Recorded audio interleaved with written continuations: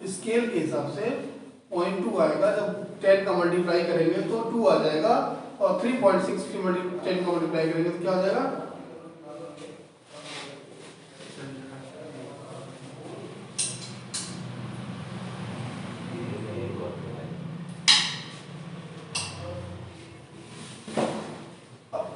ऐसा नहीं है कि हम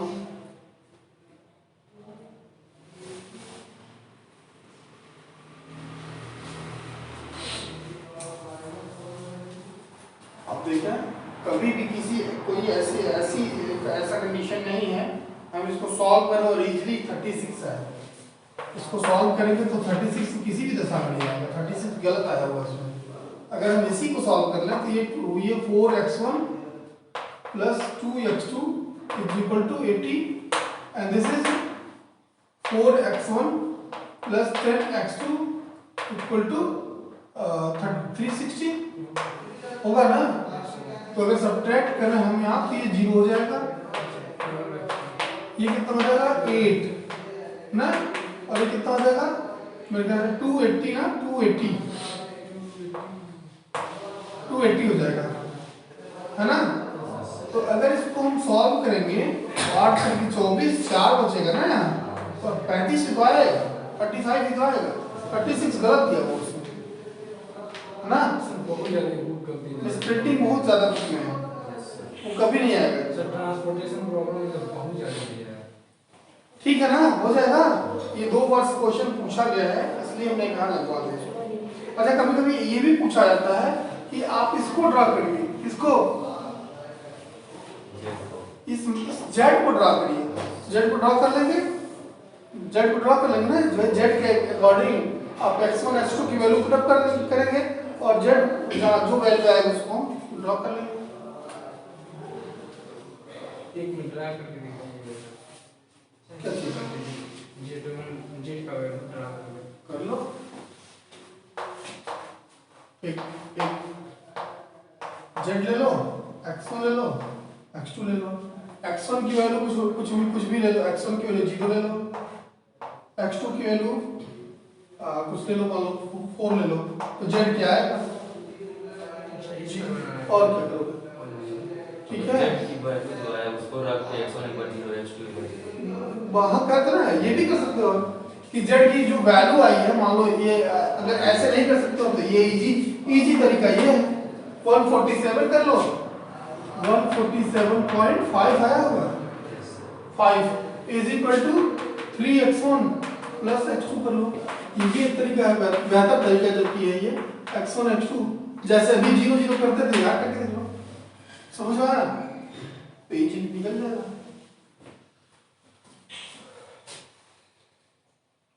एक क्वेश्चन आप करके दिखाइए, एक क्वेश्चन लिखिए, उसको कर बुलाइए।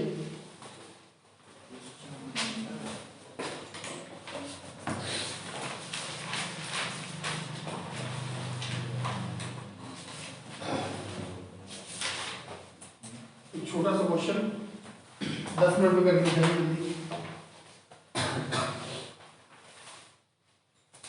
बहुत छोटा सा क्वेश्चन दिया जाए, ये पूछा गया 2007 में, बुक बंद कर दीजिए। Mister z equal to x1 plus x2, z equal to x1 plus x2 minus 2x1 subject to condition minus 2 x1 plus x2 less than 1, x1 less than equal to 2 and x1 plus x3 is less than or equal to 3, x1 x2 greater than equal to 0। Question ये है कि maximize z equal to x1 plus x2 subject to constraint minus 2x1 plus x2 less than 1। नहीं, x3 कहाँ से आएगा, x1 plus x2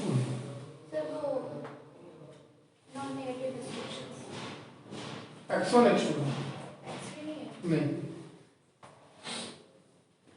maximise करना है sir. हाँ जल्दी करके दिखाइए।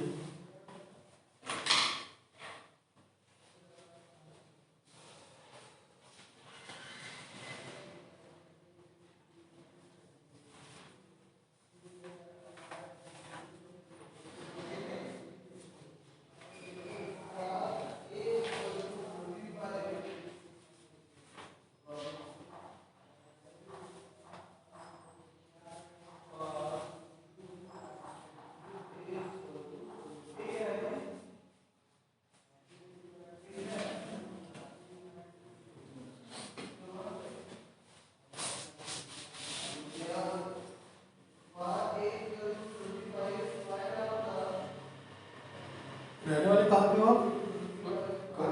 गोरखपुर में। पूर्वांचल का दो ही सबसे बड़ा कॉलेज, यूपी कॉलेज और टीडी कॉलेज।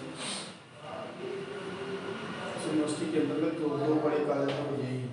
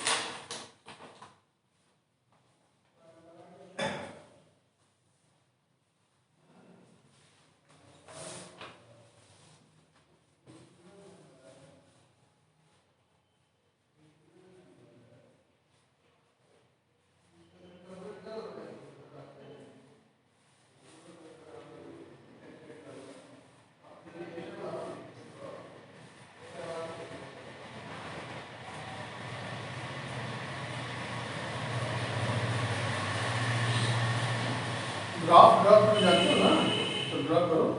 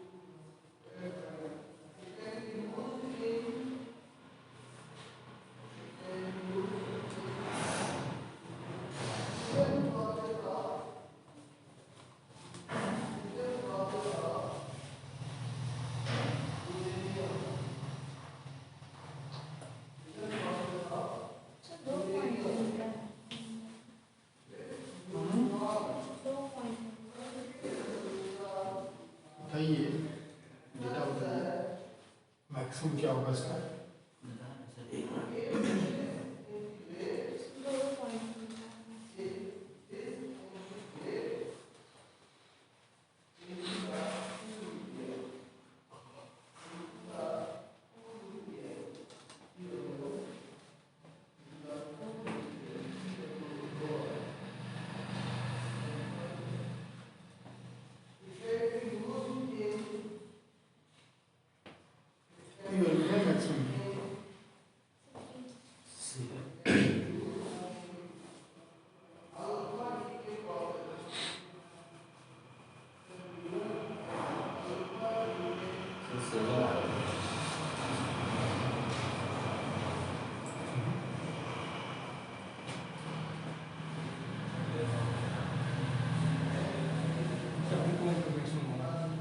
बी पॉइंट पे मैक्सिमम तुम्हारा किसका आ रहा है?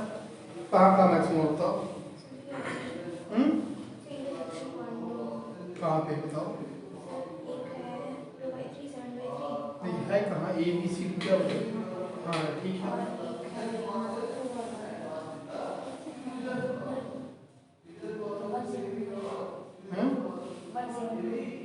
नहीं देखो अभी एक क्वेश्चन लगाया गया और 4 लोग लगाए, 2 लोग का 4 लोगों का अलग लगा। इनका 7 आ रहा है, इनका 172 आ रहा है, आपका 3 आ रहा है, इनका भी 3 आ रहा है। 3 सही है। ये जैसा कह रहे हैं कि 2 पॉइंट पे मैक्सिमम आ, दोनों दो पॉइंट पे सेम आ रहा है। इस केस में अल्टरनेटिव सॉल्यूशन होता है, एग्जिस्ट करता है ना। बी पॉइंट पे मैक्सिमम होगा। नहीं इसका 2 पॉइंट पे मैक्सिमम आ रहा है। 2 पॉइंट पे होगा, लेकिन सर प्रीफर उसे करते हैं जो अपर केस में पाया जाता है। वो ठीक है, उसी केस को बताना है, उसी केस को पढ़ाना है। 2 पॉइंट को मैक्सिमम उस केस को बोलते हैं अल्टरनेटिव ऑप्टिमा बोलते हैं। ठीक है, वही अब इसीलिए हम इस क्वेश्चन को दिए हैं, मतलब देखना पड़ेगा 2 पॉइंट मैक्सिमम है या नहीं, और आप जो कह रहे हैं उसको मान लिया जाए तो लगाया जाए। क्वेश्चन इसको देख लीजिए जल्दी जल्दी फास्ट। ऐसा लग नहीं रहा 2 पॉइंट मैक्सिमम और फिर देख लिया जाए 1 मिनट के लिए, क्योंकि 2 पॉइंट मैक्सिमम का क्वेश्चन आगे दिया हुआ है, अभी इस कंटेंट में नहीं है। लेकिन इसने ऐसा बता दिया कि लिखा हुआ मैक्सिमाइज जेड, इसको बहुत एलोबरेट नहीं करेंगे, बहुत डिस्क्राइब नहीं करेंगे, समझ लीजिए। Z maximize Z equal to x1 plus x2। Condition है -2 x1 plus x2 is equal to 1 मान लेते हैं, इक्वलिटी में चेंज करते हैं। और दूसरा condition x1 plus x3 equal to 3, x2 equal to 3, and तीसरा कंडीशन है x1 equal to 2। Graph plot करते हैं, यहाँ इसका बॉक्स बनाते हैं, और ये बॉक्स को x1 x2 ये 0 ये 0।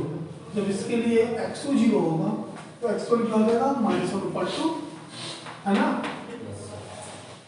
-1/2। जब x1 0 होगा तो x2 1। एक कंडीशन दूसरे के लिए x1 x2 0 0। जब यहाँ x2 0 होगा तो x1 3 होगा, और ये 0 होगा तो ये 3 होगा। कंफर्म।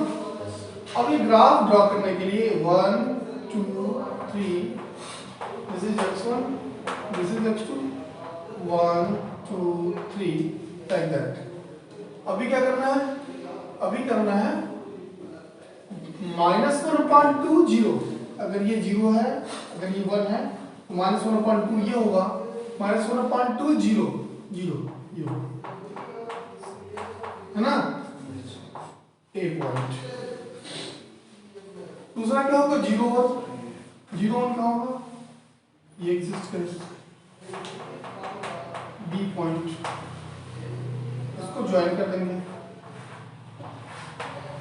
ये ज्वाइन कर दिया हमने। क्लियर? इसमें क्या होगा? 3 0 0 3 3 0 is here and 0 3 is here।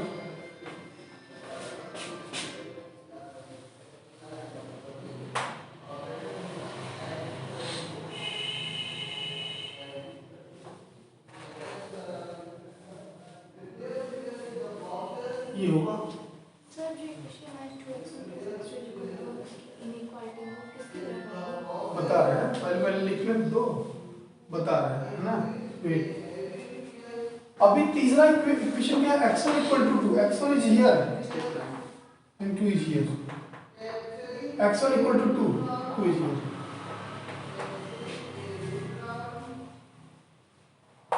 ये है पूरा इक्वेशन। अब आप देखें equality x1 2, x1 less then 2, मतलब ये जो वैल्यू है इधर एग्जिस्ट करेगी x1 के लिए। क्लियर? इसके लिए कह रहा है कि 2x1 plus x2 is less than 1, less than 1, मतलब लेस देन 1 का मतलब ये हुआ, अगर आप ये देखें,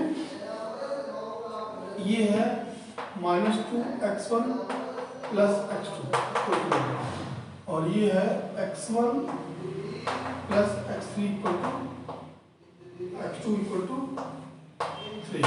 x1 प्लस x2 क्या है, लेस देन 3, ये इधर एग्जिस्ट करेगा।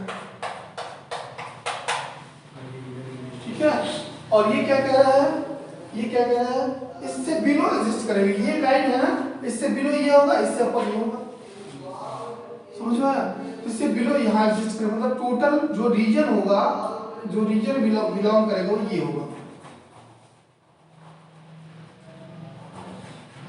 ये इसको क्या बोलते हैं, इसको फिजिबल रीजन बोलते हैं। क्या बोलते हैं, पढ़े हो? ये नहीं होगा, ये नहीं होगा। ये x1 x2 ग्रेटर देन 0, ये भी एग्जिस्ट नहीं करेगा, ये भी एग्जिस्ट नहीं करेगा। मतलब आपका जो रीजन होगा वो ये होगा, ये। अब आपके पास कितने पॉइंट हैं, O B C D A B C D E point. समझ में आया? ये ए इसलिए नहीं है कि यहाँ ये क्या कहा जा रहा है कि x1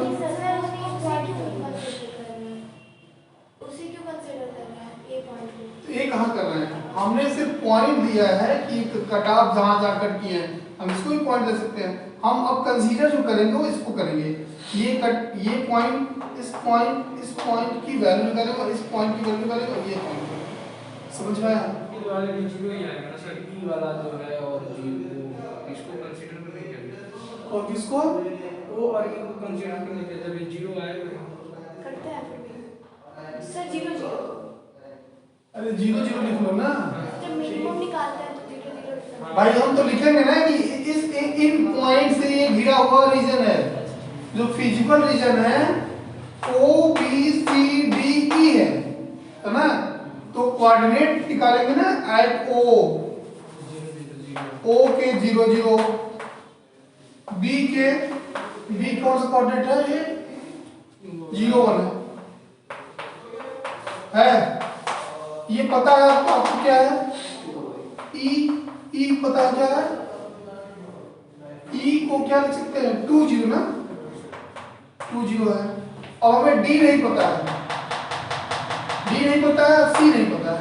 D और C निकालने के लिए क्या करेंगे, इससे ये और ये इंटरसेक्शन कैसे निकलेगा, इसको और इसको सॉल्व करने से।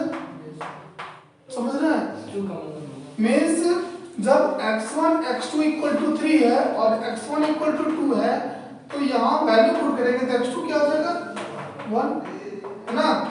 तो ये 2, 1 होगा, तो D क्या हो जाएगा, 2, 1 होगा। ठीक है, C क्या होगा, C की वैल्यू निकालेंगे। C किससे है, इससे और इससे मिलकर बना हुआ, तो यहाँ सब्ट्रैक्ट करेंगे तो ये कैंसिल हो जाएगा। ये क्या हो जाएगा, -3x1 बोलो, और ये कितना हो जाएगा, -2। तो x1 इक्वल टू 2/3, मीन्स ये जो रीजन होगा 2/3, और 2/3 जब पुट करेंगे तो यहाँ क्या हो जाएगा, ये -7/3। ठीक है, कोई कंफ्यूजन? नाउ C क्या हो जाएगा, 2/3 7/3। Show z at o 0, z at b कितना हो जाएगा 2 ना, Yes, sir. 2 होगा ना, b पे जब तक हो गया Yes, sir. 1 होगा 1. सब yes sir. at c 2/3 Sir, I got it. plus 7/3 Sir, 3. 3 z at d 3. is equal to 2 plus 1 3 and z at e is 2। अब यहाँ ये देखिए सिचुएशन क्रिएट हो रहा है कि z जो है 2 पॉइंट पर मैक्सिमम है, इसका मतलब ये अल्टरनेटिव सॉल्यूशन एग्जिस्ट कर रहा है। ये केस आगे पढ़ाने वाले हैं, इसको बोलते हैं कि जब कभी भी इस तरह की चीजें हो तो कहते हैं कि when the objective function is parallel to binding constraint, the objective function will assume the same optimal value at more than one solution point। For this reason they are called alternative optima बोलते हैं। क्या बोलते हैं इसको? 2 point पर इस function की value 2 point पे मैक्सिमम है, इसलिए इसे हम अल्टरनेटिव ऑप्टिमा का नाम देते हैं। ठीक, तो इसको कंक्लूजन क्या लिखेंगे? Here the solution source gives alternative optima show the 2 point, so at the 2 point C and D gives maximum z या maximize it, ये लिखेंगे। समझ में आया? कुछ पूछना है? सर बारहवीं में हम लोग पढ़ते थे। हाँ? जब बारहवीं क्लास में पढ़ते थे तो वहाँ पे तो पीपल से बात करते थे, वो ग्राफ में मैक्सिमम पॉइंट पे था। ऐसा क्यों आप मानते हैं? ऐसा क्यों कह रहे हैं? मैक्सिमम भी क्यों बताइए? क्योंकि सर जो मैक्सिमम पॉइंट होते हैं उसमें जो वहाँ पे दोनों वेरिएबल 1 से ग्रेटर देन है, जो वैल्यू दी गई उससे ग्रेटर देन है, हमेशा ग्रेटर, जब ग्रेटर एक्सिस्ट प्राइम वैल्यू भी ज़्यादा आएगा, इसलिए जैसे क्या करो x1 सर ग्रेटर देन है ना 1 से, जो वैल्यू हम लोग की आई है 2i3 और वो लेस देन है तो 7/3 ग्रेटर है ना x2 से, x2 वहाँ पे 1 है 7/3। हाँ 7/3 बताइए। x2 2 से ग्रेटर है, हाँ मैक्सिमम वैल्यू उनकी 2 तक है। नहीं, x2 की वैल्यू 2 से ग्रेटर है। हाँ गुड। हाँ जो x1 की वैल्यू है वो 2 या 2 से कम होनी चाहिए, लेकिन हाँ हम लोग की ज़्यादा है तो इसलिए ज़्यादा को जब ज़्यादा प्रीफर कर लेते हैं तो ज़्यादा वैल्यू आएगी। यहाँ इससे मतलब नहीं है, आपके पास 2 ऑप्टिमल सॉल्यूशन मिलते हैं। अब आपके हिसाब से मैं बताऊं D is the best solution, D is the optimal solution। उसका रीजन है क्यों? क्योंकि x2 cannot be greater than equal to 2, less than equal to 2। आपका जो x2 आ रहा है ये 2.33 आ रहा है, जबकि कंडीशन में क्या दिया हुआ है? 2 या 2 से कम होनी चाहिए वैल्यू। तो बेस्ट सॉल्यूशन कौन होगा? पॉइंट डी देगा। ठीक है, as per the constraint, as per the given constraint, the point D is the maximum solution. ठीक है, आप इस बुक में पता नहीं क्यों सब गलत ही दिया गया। सर जब इसको प्रिंट आउट करा रहे हम लोग तो सो गए हम लोग। नहीं सब कहाँ सब कॉपी पेस्ट है। एग्जाम्पल 18 था, देखो इसमें कुछ एक्सेप्शनल केस है। पहला एक्सेप्शनल केस तो ये आ गया, सुनो ध्यान से। पहला एक्सेप्शनल केस ये है। दूसरा कभी कभी क्या करते हैं, सॉल्यूशन अनबाउंडेड होता है। अनबाउंडेड केस बताओ तो कोई। सर जब ऑपर केस में पाया जाए जैसे वो है ना, हाँ कि नहीं कभी कभी क्या होता है कि सॉल्यूशन अनबाउंडेड टाइप का होता है। जैसे हमने ग्राफ खींचा और ये ग्राफ खींचा, ठीक। कहीं कहीं मान लो अगर सॉल्यूशन ये एग्जिस्ट कर रहा है ये, और कहीं कहीं सोल्यूशन ये एग्जिस्ट कर रहा है या ये एग्जिस्ट करने लगे, तो क्या होगा, दोनों का कट ऑफ पॉइंट जो है और जो मैक्सिमाइज करेंगे ये अनबाउंडेड हो, ये क्या है, बाउंडेड है, क्योंकि ये बाउंडेड ये 3 लाइनों से बाउंडेड है, और ये क्या है, there is no limit. Unbounded में अक्सर मिनिमम निकालते हैं। नहीं, निकालने का इशू नहीं, जब रीजन ही नहीं मिलेगा तो आप किस पॉइंट को कंसीडर करोगे? सर तो जेड का ग्राफ 12 लाइन से निकालते थे तो मिनिमम ही पूछता था, मैक्सिमम नहीं पूछता था। हाँ बताओ। सर जेड का वो ग्राफ प्लॉट करते हैं x1 + x2 हाँ, सपोज कि हाँ, केस है। हाँ। सर देखते हैं कि अगर वो ये गेम थियरी में पढ़े हो, नहीं पढ़े हो? मिनी मैक्स मैक्सिमम निकालते थे, ग्राफ प्लॉट करते थे। अरे 12th में क्यों जा रही हो, यही देखो, जब गेम थियरी तुम पढ़ते थे तो अगर तुमको याद है, तुम ये दो प्लॉट ऐसे प्लॉटिंग करते थे ग्राफ, और मान लो इस तरह से कट करता, तो जो मिनी मैक्स हम निकालते थे, मिनी मैक्स, सो मिनिमम में जो मैक्सिमम होता था इस पॉइंट को कंसीडर करते थे, और जब मैक्सिमम में निकालते थे तो मैक्सिमम में जो मिनिमम होता था उसको गेम थियरी में ही पढ़ाया गया ग्राफिकल मेथड, वहां भी मैंने बताया आपको। ठीक है, तुम्हारी बात, तुम्हारे अकॉर्डिंग हम ये बता रहे हैं अनबाउंडेड सॉल्यूशन का मतलब ये होगा कि जब सॉल्यूशन की कोई लिमिट नहीं होगी। सर लेकिन अनबाउंडेड में भी अगर मैक्सिमम वैल्यू मिलती है तो हाँ। सर उस पे चेक करते हैं वो मैक्स चेक करेंगे हम, ये बताता है, ये देखो इसको बोलते हैं मिनी मैक्स, मैक्सिमम, मैक्सिमम ना, मैक्सिमम में ये मिनिमम है, मतलब मिनिमम जेड जब निकालेंगे तो क्या वो बोलते हैं मैक्सिमम नहीं, मिनिमम में मिनी मैक्स मतलब मिनिमम में मैक्सिमम, मिनिमम का मैक्सिमम, तो मिनिमम का मैक्सिमम यह एग्जिस्ट करेगा ना, और मैक्सिमम का मिनिमम तो ये एग्जिस्ट करेगा ना, तो तुम्हारा जो तुम कह रही हो वही मैं भी कह रहा हूँ। सर आपका एनवेलप जो था हाँ, इनवेलप यही एग्जिस्ट करेगा, इनवेलप ना होगा, कंफ्यूज तुम करने लगी। मिनी मैक्स का मतलब हुआ जो, अगर इसके हिसाब से तुम इसको भी कंसीडर करो मैक्सिमम का मिनिमम, तब भी गलत है, मैक्सिमम का मिनिमम तब ये होगा, और मिनी मैक्स का मैक्सिमम का मतलब हमारे हिसाब से होना चाहिए मिनिमम का मैक्सिमम, लोअर एनवेलप का मैक्सिमम लोअर इनवेलप का मैक्सिमम। ठीक, तो ये पॉइंट एग्जिस्ट करेगा, और यहाँ जो मैक्सिमम का मिनिमम होगा ये पॉइंट एग्जिस्ट करेगा, तो ये इनवेलप उस केस में ये इनवेलप होगा, दूसरे केस में ये इनवेलप होगा। ये गेम थियरी पर और पढ़ लीजिए आप जाके।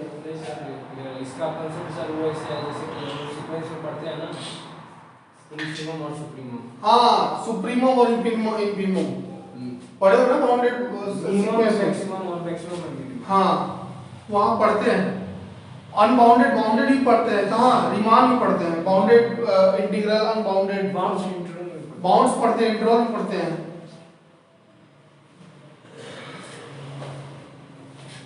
कल इसके थियरी एक लेटर पे बता देंगे, इसकी थियरी में दो तीन इंपॉर्टेंट कंटेंट पूछे गए हैं।